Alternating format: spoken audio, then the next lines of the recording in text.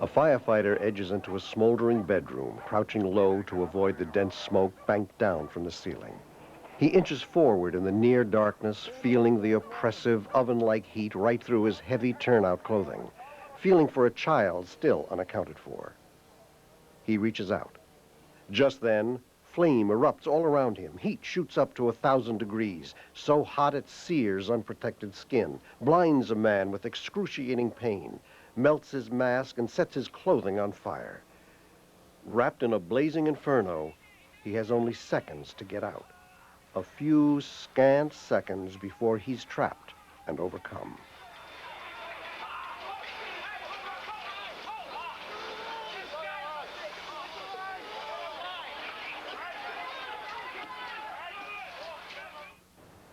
Flashover. It's a leading cause of death and injury to firefighters in America. It's the most deadly stage of a fire.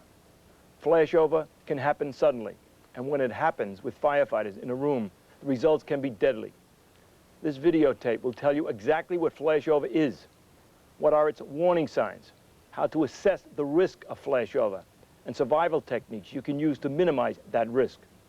This training program will also help you avoid being trapped in a flashover during search and rescue operations. Every fire has 3 stages: the growth stage, the fully developed stage, and the decay stage. Flashover occurs at the end of the growth stage. It can be identified on a fire curve by a steep vertical rise. The temperature of a room that flashes over is 1,000 to 1,500 degrees. What causes flashover? The scientific explanation is a theory called thermal radiation feedback. Heat from a room fire rises to the ceiling. It can't readily escape, so it just builds up. At first, the ceiling and upper walls absorb a lot of this heat. But at a certain point, they begin radiating it back into the room. This feedback heat accelerates burning of the combustible contents of the room. More important, it raises the temperature of the combustible gases that the fire is producing. At first, these gases don't ignite. But as the fire progresses and they reach their ignition temperature, the whole room bursts into flame instantaneously. Nobody can really predict when a flashover will occur. At some fires, a room becomes a sudden inferno the moment you enter it. At other fires, you can search for long periods of time before flashover occurs. And sometimes there is no flashover at all. General statements such as 4 minutes until flashover cannot be used by firefighters as a safety guide for estimating time periods of search and rescue operations. Forget the time rule. Look out for warning signs of flashover instead. The main indicator of impending flashover is heat buildup in a smoke-filled room. It actually triggers flashover because for flashover to occur, the combustible gases in the room must be heated to their ignition temperature, 1,000 to 1,500 degrees Fahrenheit. If you crawl into a smoke-filled room and there's not much heat, then there's little immediate danger of flashover. But if there's enough heat to make you drop down to your knees, flashover is a real possibility. Rollover is another sign that flashover is about to happen. It's a term that describes small, sporadic flashes of flame that appear at ceiling level in a smoke-filled room. These flashes can also occur in the smoke pouring out of the top of an open doorway or window. Rollover is a reliable signal, but you may not be able to see it above your head, especially if you're crawling around in a smoke-filled room. Then, suddenly, flashover. The speed with which flashover will occur depends on a number of variables. Room size, for example. Suppose 2 different rooms, one small, one large, are on fire. In each, the fire is of equal size and intensity. Which one will flash over first? The small one. Why? Because the small room will fill up with heat and smoke faster, and the close proximity of the walls will cause faster thermal radiation feedback. Keep in mind that most fires occur in residences with small rooms, so fires in dwellings must be considered a primary flashover danger. Whatever causes a room fire to burn hotter faster will cause flashover. The flammability of building materials makes a difference. Sheetrock and plaster don't burn, but wood paneling is highly combustible. The heat transfer properties of walls and ceilings also affect the speed of flashover.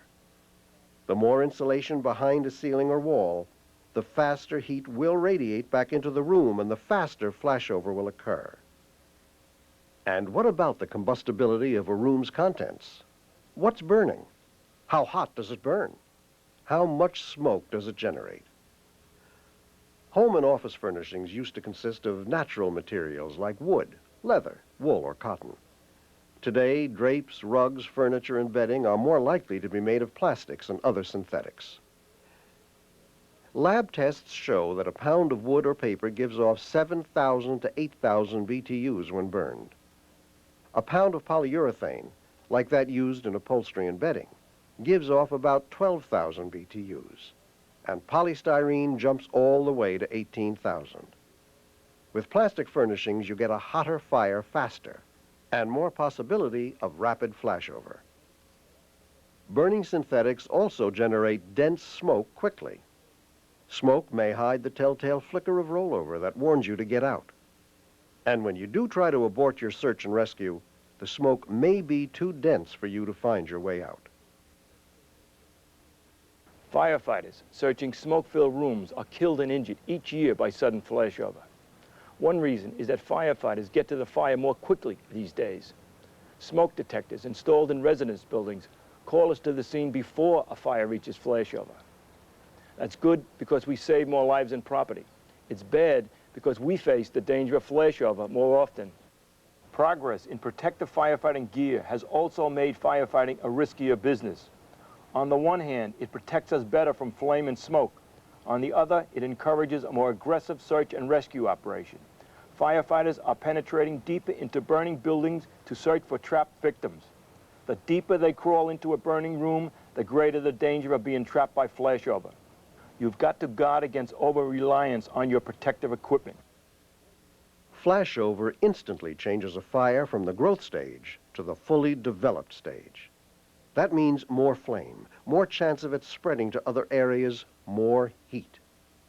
Flashover signals the end of an effective search effort. Anyone in the burning room is dead. A powerful attack hose line is now required to extinguish the fire before the search can continue. After a fire flashes over, you also have to consider the danger of structural collapse. Before flashover, only the contents of the room were burning. After flashover, the flames start to attack the structure. Ceilings, roof beams, and floors may collapse if the fire is not extinguished. It's important to prevent or delay flashover whenever possible. The buildup of heat is the key factor. If you can keep temperature down, you can stop flashover. The best way to do this is to get water on the flames and extinguish the fire quickly.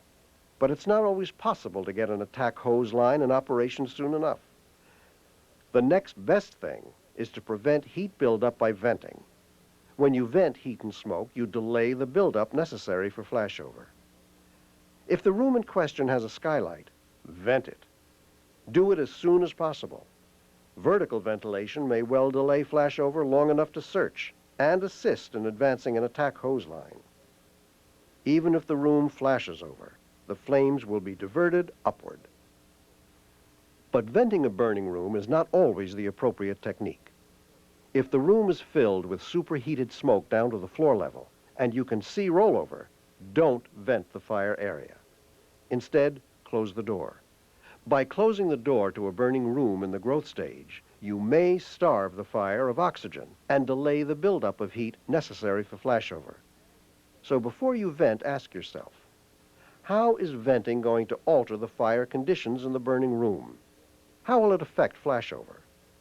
It would be great if I could stand here and tell you that it's always possible to avoid being trapped in a flashover, but I cannot. Most firefighters killed in flashover are trapped during search and rescue operations. What I can do is tell you how to protect yourself when searching by using safe search procedures and by following basic survival techniques. Firefighting safety begins with training, and training begins with fireground pre-planning. Knowing the buildings in your community can reduce the chances of becoming disoriented during search operations. Tract houses, apartments, and developments usually have similar plans throughout. Knowing where exits, windows, dead-end corridors, fire escapes, and stairways are located can reduce the chances of being caught in a flashover. Quick access pre-plans showing interior layouts can give you life-saving information. On the fire ground, wear all your protective equipment. Check out your breathing apparatus before you begin a search. And always carry a light. Check for signs of flashover before you begin any search and rescue operation. At the doorway or window leading to a burning room, first check the smoke pouring out of the opening. Look for flashes of flame that warn you flashover may occur. If the heat level is low, if you don't have to crouch down on your knees to escape the heat, continue your search and rescue. The most effective defense against being trapped in a flashover is to search in an organized search pattern. When you search a small room, always work your way around it in one direction. Stay in contact with the walls. When moving down a hallway, keep one shoulder in touch with the wall at all times. And when you exit, your other shoulder touches the same wall. When searching a large area, use a 75 or 100-foot search rope as a guide. Attach the rope to a fixed object near the doorway and play it out as you search. The rope will guide you to safety when your visibility is reduced. Stay on the lookout for heat buildup or flashes of fire in the smoke. If these danger signs of flashover appear, practice defensive search procedures. For example, check behind the door for an unconscious person. Sweep the floor area around the doorway for a victim using a tool or your hand. If necessary, crawl a few feet inside the room, but don't, under any circumstances, go more than 5 feet inside the doorway. This is the point of no return, so called because it's the maximum distance a firefighter can crawl into a burning room about to flash over and still get out alive. Why 5 feet? Well, fully equipped, a firefighter can crawl about 2.5 feet a second. In a room that has flashed over, temperatures reach 1,000 to 1,500 degrees. About 2 seconds, 1, 2, is as much time as anyone can survive. 2 times 2.5 feet equals 5 feet. So 5 feet into that room is your absolute limit. After your limited search, close the door fast to cut down the oxygen supply. Then wait for the hose line. When it's ready, open the door and move in behind the hose attack team to complete your search. Sometimes a victim can be saved by a firefighter through a window. Don't climb inside if a flashover is imminent, or if flame and smoke is erupting out the top. Reach over the sill with a gloved hand or tool and sweep the area below and beside the window. People sometimes are found unconscious but alive, slumped below the window. Periodic checks for heat buildup should be carried out during a prolonged search in a smoke-filled area. Raise a hand up into the smoke or attempt to stand up. If it's too hot, get out. And go out the way you came in so you don't get lost. Do your pre-planning. Wear your protective gear. Follow an organized search plan. Stay alert for flashover warning signs. Use safe search procedures. Do not go beyond the point of no return. Fight the fire defensively. All these are proven survival techniques. Learn them. Use them. They could save your life someday. You can't avoid the risk of flashover during firefighting operations, but you can learn how to survive its deadly consequences. We hope this videotape will help you do that. Good luck.